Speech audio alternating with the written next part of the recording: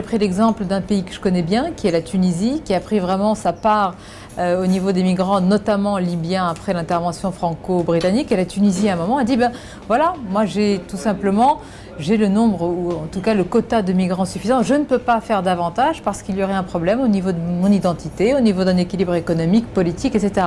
Et j'ai toujours été étonnée qu'on puisse tenir ce genre de débat de l'autre côté de la Méditerranée, ou alors en Orient, et qu'on ne puisse pas le faire en France ou en Europe, tout simplement parce qu'on culpabilise toujours les Européens, mais on ne culpabilise pas les Maghrébins de le faire par rapport aux Africains. Mais je pense qu'il y a un peu plus parfois de bon sens dans les pays du Sud sur ces sujets-là qu'on devrait nous aborder sans tabou et sans cette culpabilisation permanente.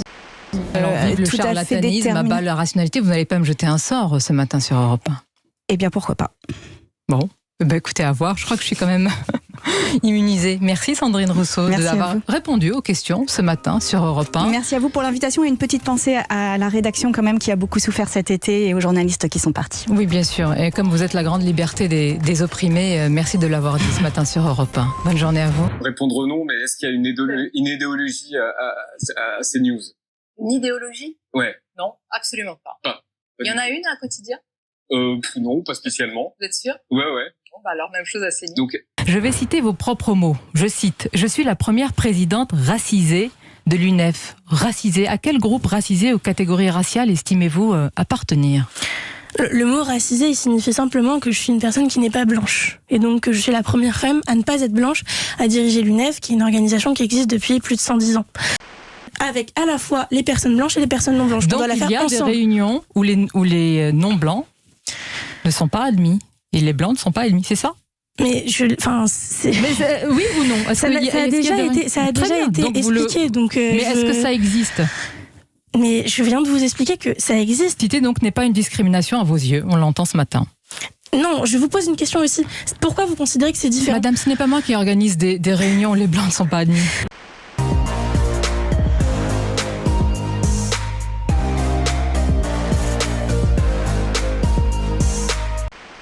Élever la race au-dessus de tout, quand vous parlez de la race comme d'une forme de religion aujourd'hui, qu'est-ce que c'est si ce n'est qu'être raciste?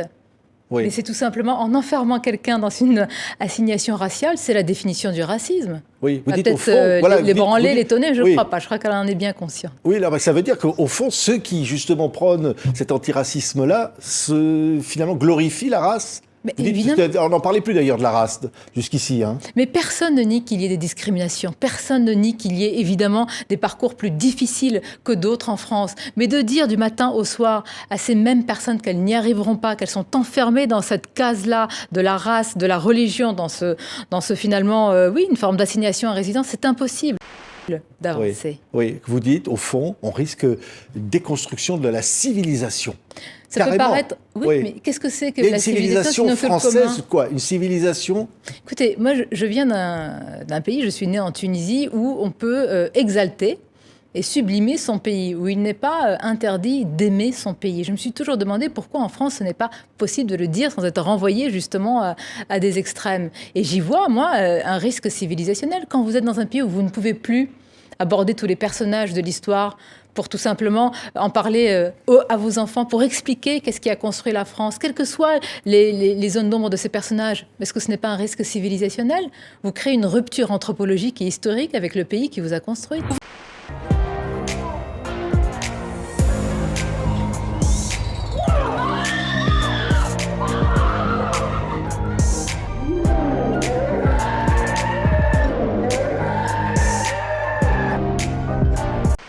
D'être écarté de l'Institut catholique de Paris où vous étiez professeur, l'université estime que vos engagements vont à l'encontre de leurs valeurs.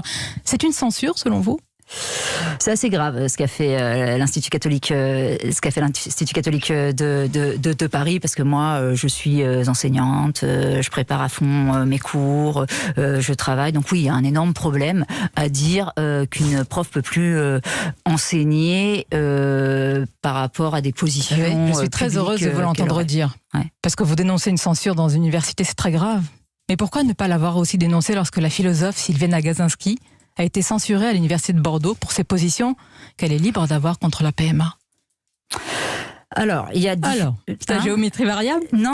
Non, bien sûr que non. Non, c'est pas du tout à géométrie variable. Je vois pas exactement à quoi vous faites allusion. En revanche, ça dépend Sylvie lesquels. Nagazaki n'a pas pu venir tenir une conférence dans une université. On avait dit censure à ce moment-là. Est-ce qu'il faut s'insurger contre toutes les formes de censure, la vôtre, la sienne? Alors, il faut s'insurger parce que attention, parce que c'est moi mon discours n'est pas un discours, si vous voulez, de l'ordre du racisme, de l'ordre de la lesbophobie, de l'ordre Pourquoi c'est le sien, Sylvia Nagazaki? Du sexisme. Je pense que il est libre d'avoir des positions anti-PMA. Bon, vous savez, je sais que j'adore pas critiquer des femmes en position publique, mais je suis pas sûre que Sylvia Nagazaki soit très au clair avec les lesbiennes. Mais comme beaucoup de nos... Mais elle est libre quand même dans une université. Bonjour à tous. Il y a quelques mois, j'ai eu accès au compte Netflix d'une connaissance et j'en ai profité pour visionner plusieurs productions originales. À chaque fois, j'ai été heurtée par le caractère idéologique de toutes les séries qui sont réalisées par la plateforme. Des falsifications historiques, des séries ou des films dans lesquels les hommes incarnent la caricature de la masculinité toxique, entre guillemets, des pères absents ou totalement ridiculisés lorsqu'ils sont présents, ou alors des adolescents qui boivent à se rendre malades et qui font des partous comme si c'était la chose la plus naturelle du monde à leur âge. J'ai offert un sextoy à ma mère, je crois qu'elle en est très contente, et c'est trop mignon. En fait, elle m'a fait comprendre qu'elle allait l'utiliser quand elle aurait des insomnies. C'est-à-dire, je pense qu'elle a dû se masturber, ça a dû la mettre un peu KO, elle a dormi après, elle se dit « Ah bah la prochaine fois que j'ai du mal à dormir, c'est trop mignon ». Faut un gars qui a envie de donner du plaisir, quoi. Après, c'est mieux s'il est de gauche, tu vois. Mais à choisir, qu'est-ce que tu préfères ? Un jupéiste qui fait des cunis ou un mélanchoniste qui te fait pas de cunis ? Bah moi, je prends le jupéiste, franchement. Oh. Alors, moi aussi, je suis française, je suis née dans ce pays, voyez-vous. Et quand j'entends « j'ai baisé la France jusqu'à l'agonie, cet hexagone, j'encule sa grand-mère », en fait, la grand-mère de cet hexagone, c'est la mienne, voyez-vous. Donc, si ce pays est insupportable et que vous avez envie d'enculer sa grand-mère, comme vous dites, mais la porte est ouverte, en fait. Sur la question de la haine, en effet, c'est toujours pris sous l'angle de la haine, parce qu'on imagine que quand on dit que quelque chose est différent et que nous avons envie de rester nous-mêmes, on haït. Mais est-ce qu'on pourrait le voir tout simplement comme une preuve d'amour, en fait, à ceux qui nous ont précédés, à toute l'histoire qu'on nous a transmise et qu'on voudrait à tous ceux CEX dont nous parle Marc tous les soirs, c'est tout simplement sous l'angle de l'amour.